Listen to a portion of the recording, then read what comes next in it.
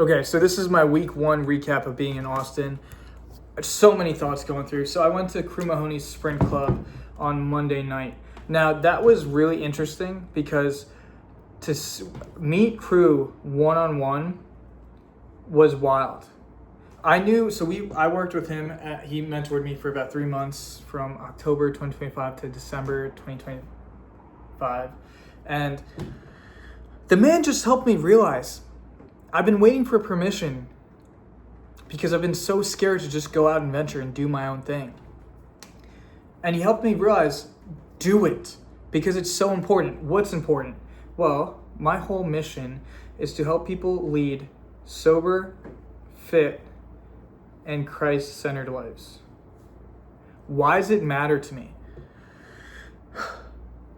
Because when I was in high school, I made my varsity soccer team as a freshman.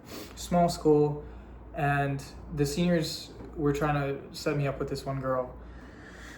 And I was like, yeah, I think I'm going to ask her out such and such day. And they were like, ask out? No, hook up. And I remember that so vividly because it was the turning point of me having this innocent understanding of how the world works and then being infiltrated by what other people told me I should do. And I followed it. I listened. I was deceived willingly.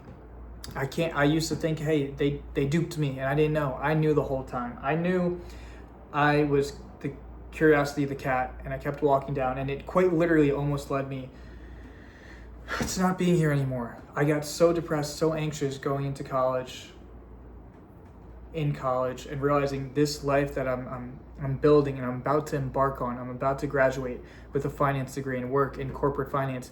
I friggin' hate who I am, and I hate this idea of who I'm becoming. And meanwhile, I've already seen an uncle who was the cool uncle in my life pass away because he led a life that was absolutely, like, fitness was totally absent. He drank way more than I could have ever known, having heard the stories now. And he didn't have God in his life. And that's so sad for me. And then to come to know that an old teammate of mine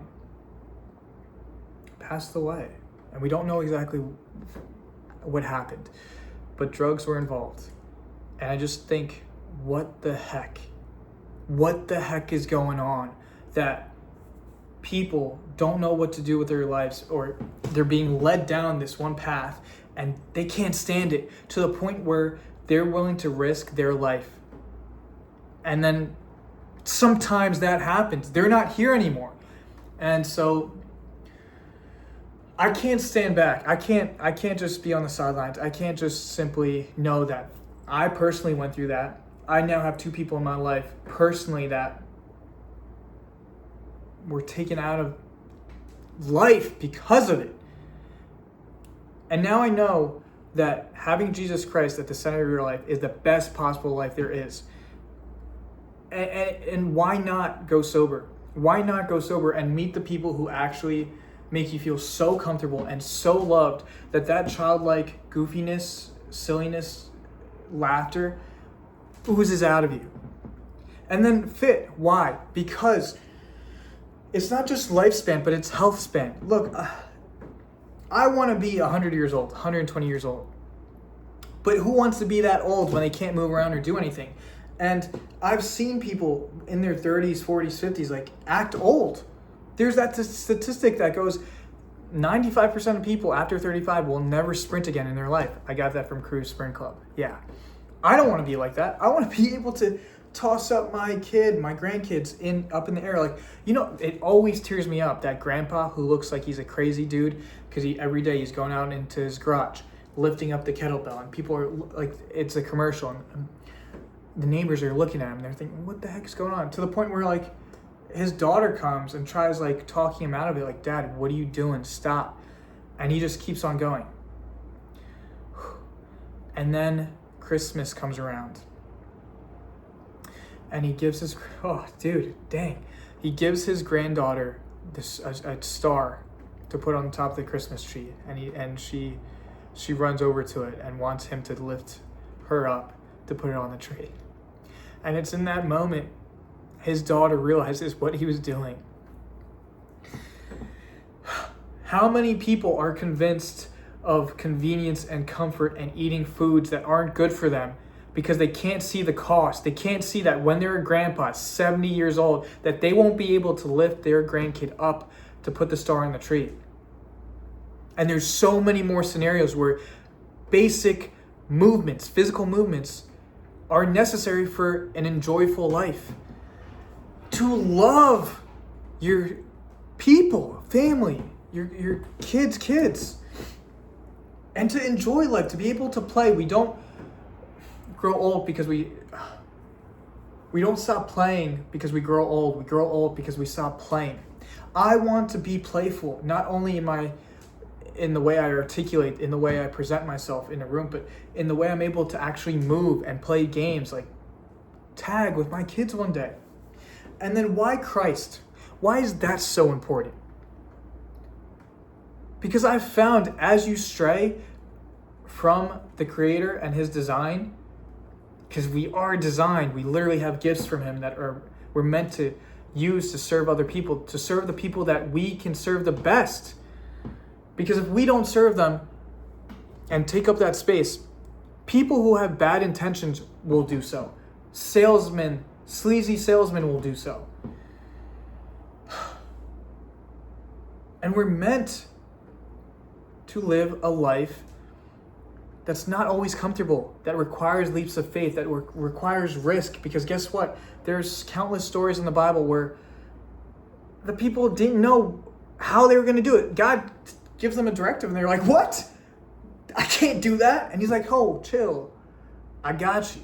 But you're going to need to do this. And it's a wild, like, I think the funniest example is him telling Moses to strike the rock, or to speak to the rock so that water will come. And buddy, if that was you or me, would you think immediately, okay, yeah, that makes sense? No, obviously not.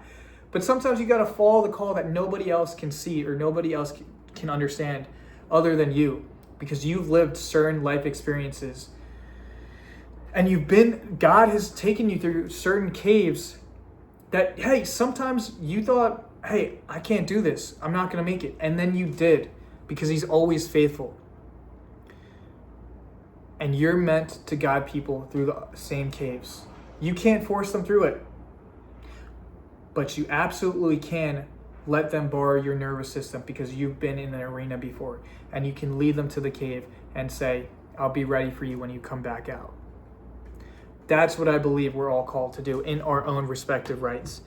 And man, coming down to Austin, it's such a wild thing seeing so many people being passionate and ambitious and encouraging. I think that's the biggest surprise, is how many people are just going after their own mission and dreams whilst also encouraging others to do the same friggin' thing. Because the benefit, me becoming better and creating a bigger audience, I mean, it only positively impacts everyone I'm connected with, and vice versa. It's not a competition where it's like, I hate this phrase. I've never understood in statistics. Some, all some. Basically, what I'm attempting to say is it's not a game where it's like the whole benefit of whatever goes to only one person and then everybody's left out. It's like, no. One boat, the tide lifts all boats.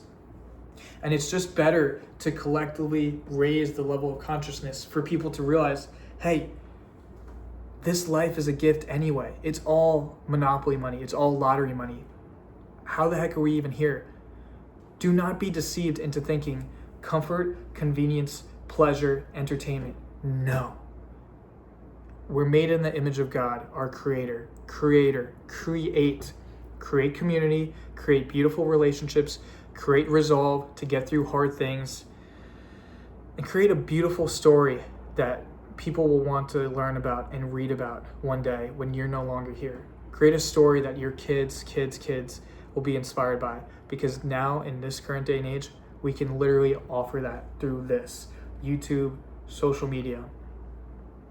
So yeah, I'm on this mission to convince you to live a sober, fit, and Christ-centered life, Because I don't want anybody to be snatched away by the evil one and all of his minions, convincing you to drink, to smoke, to not go after everything God placed in your hands. And if that sounds like something that intrigues you, hi, my name's Ricky. Join. Become part of this movement. Fight. Fight, fight, fight. Because we don't give up.